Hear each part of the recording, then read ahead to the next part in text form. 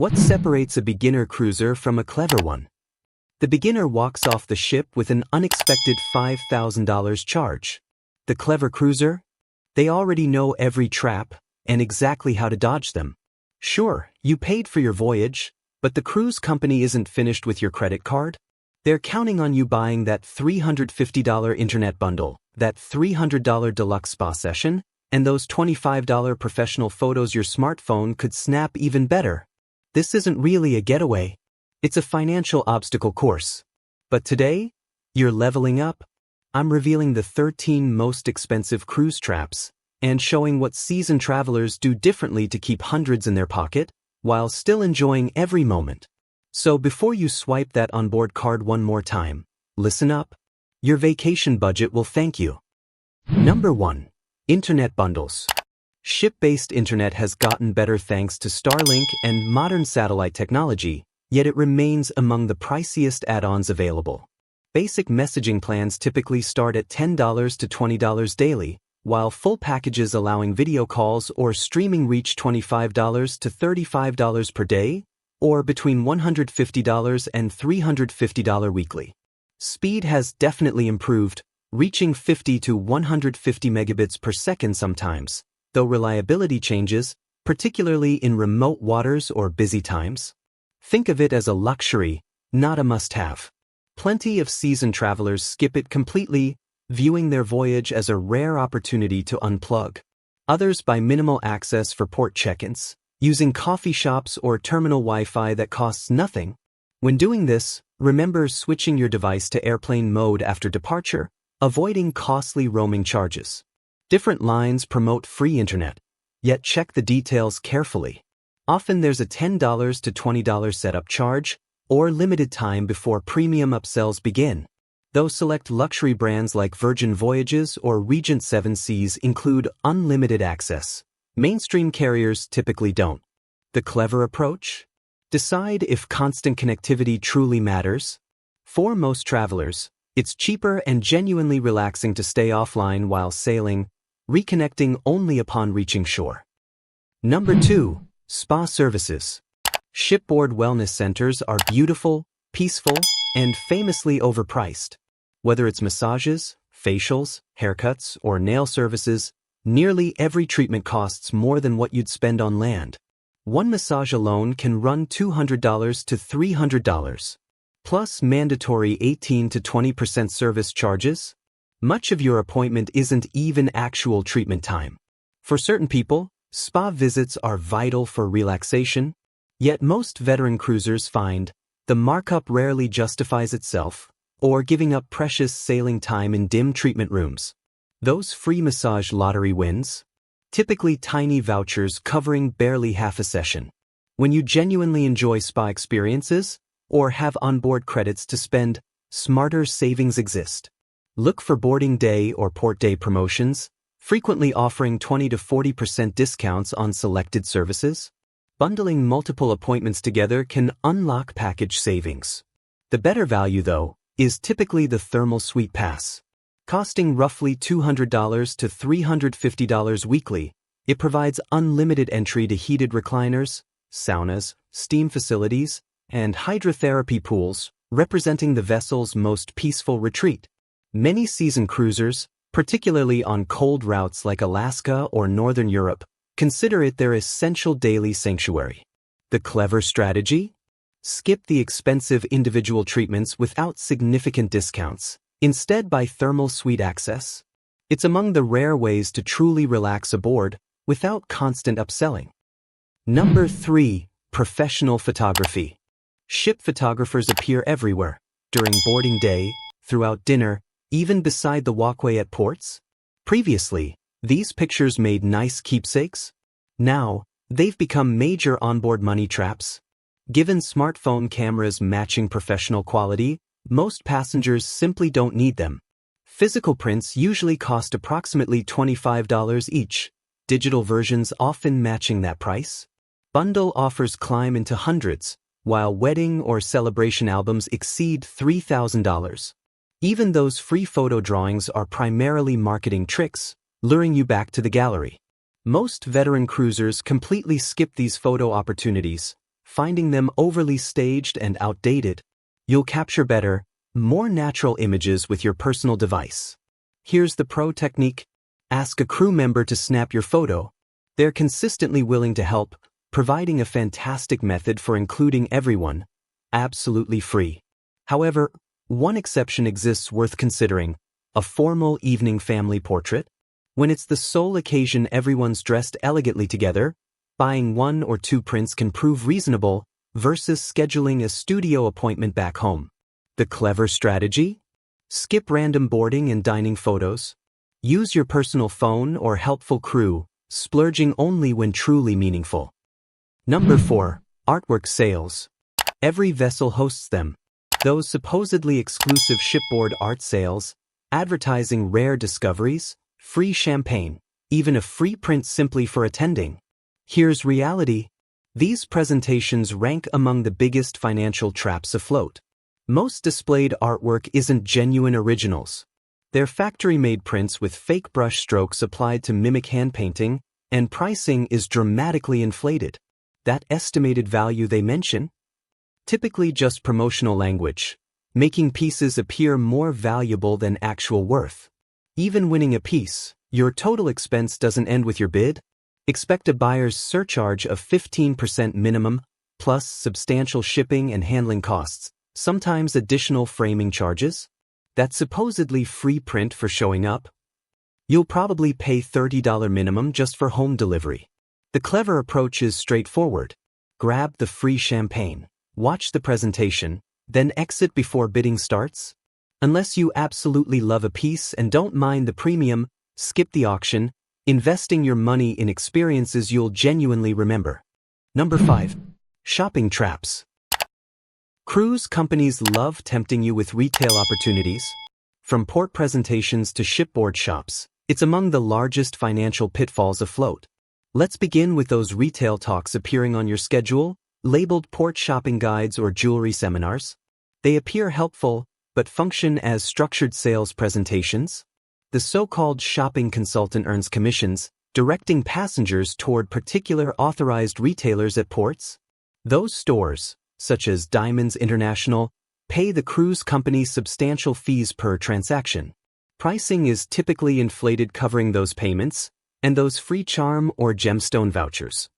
Simply bait drawing you inside. You'll nearly always find better pricing and a relaxed atmosphere, exploring independently.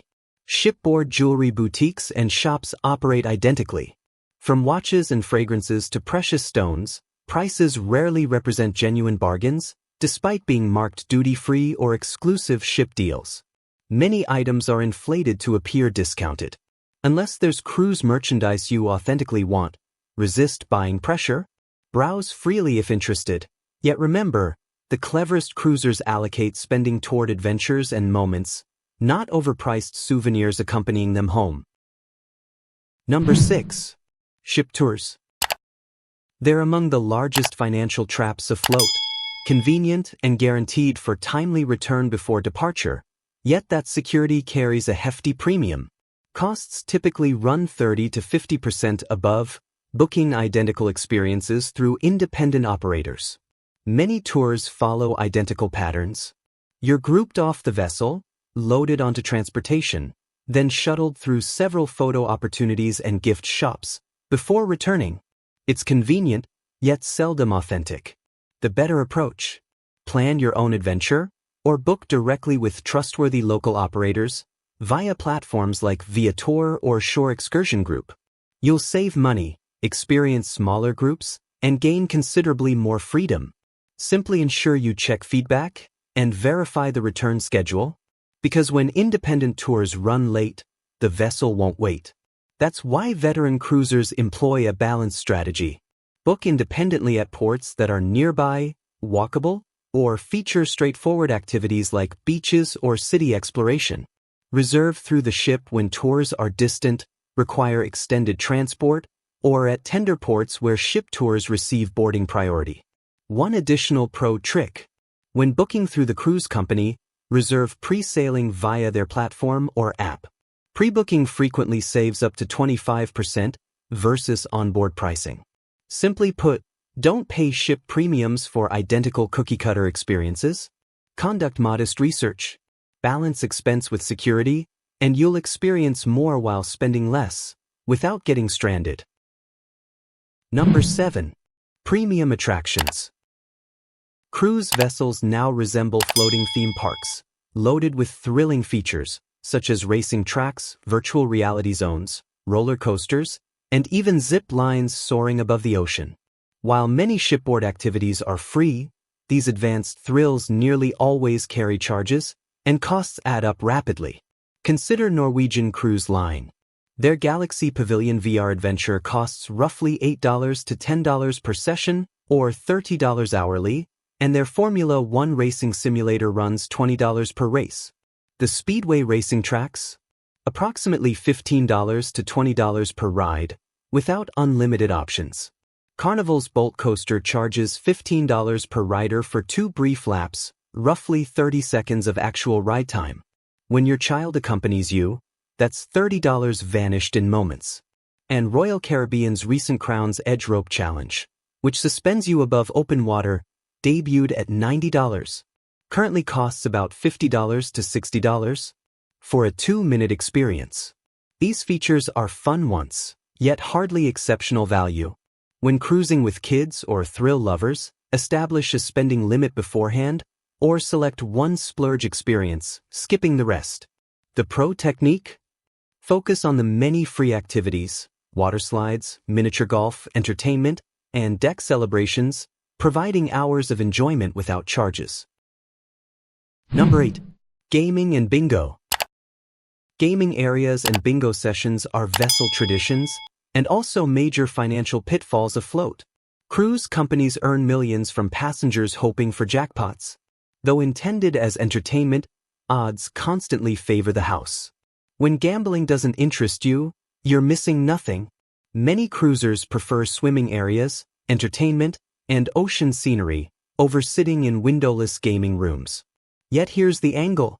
Veteran cruisers understand leveraging the gaming area. By consistently using their loyalty card and maintaining strict spending limits, they earn points toward reduced or free future voyages, shipboard credits, and free beverages. With discipline, it becomes entertainment yielding future rewards, but only maintaining control. Bingo fits the same pattern, entertaining, yet costly. Packages readily cost $40 to $60, and those free cruise prizes typically include blackout dates, taxes, and charges eliminating the benefit. The clever approach? View gaming and bingo as entertainment, not investments. Set your boundary. Use your loyalty card for benefits. And losing, consider it entertainment expense, not financial planning. Number 9. Premium restaurants. These can absolutely highlight your cruise. From steakhouses and sushi venues, to French bistros and teppanyaki grills. For certain travelers, these restaurants are essential splurges.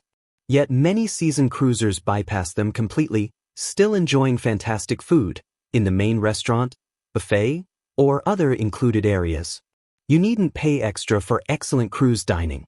However, cruise companies understand temptation. Recently, some have subtly simplified main restaurant offerings, encouraging guests toward paid locations. The food remains quality, yet it's part of expanding upsell tactics. When curious about premium restaurants, the clever cruiser strategy is reserving lunch over dinner. You'll frequently receive nearly identical menus and atmosphere for 30 to 40% less. Whether splurging or skipping, don't feel pressured. It's your getaway. Some finest meals afloat remain free, and memories taste equally wonderful regardless. Number 10. Packaged beverages. It appears cheap, until realizing you've spent considerable money, simply staying hydrated while sailing. Most cruise companies mark up bottled beverage prices, typically $15 to $25 for standard packages, and reaching $40 plus for premium brands like Evian, on Royal Caribbean or Celebrity. Here's the reality. Tap water aboard cruise vessels is completely safe and extensively filtered. It's identical water served throughout dining venues and buffets. Plenty of veteran cruisers bypass bottled options completely, simply refilling reusable containers, at buffets or bars.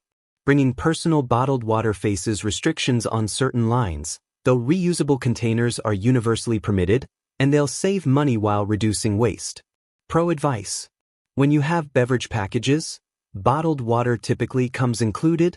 Otherwise, simply request ice water or refill before port visits. Hydrated, clever, and eco-friendly. That's the better choice. Number 11. Beverage bundles. Likely the most debated extra available. Are they genuinely worthwhile? For most travelers, not really. You generally need consuming 6 to 8 alcoholic drinks daily, simply breaking even. That's before considering port days, when shipboard drinking might be minimal. Beer and wine enthusiasts particularly struggle getting value compared to cocktail drinkers. Yet here's the actual math. When regularly buying specialty coffee, bottled beverages, or fresh juice, those premium non-alcoholic options can narrow the difference. Many clever cruisers discover that refreshment or soda bundles, including these items, actually provide better value. For light or moderate drinkers, you'll nearly always save money paying per drink and capitalizing on happy hours, beer specials, or 2-for-1 promotions. The biggest frustration for many guests: the mandatory all-adults policy. When one cabin occupant buys the alcoholic bundle, everyone of legal age must also.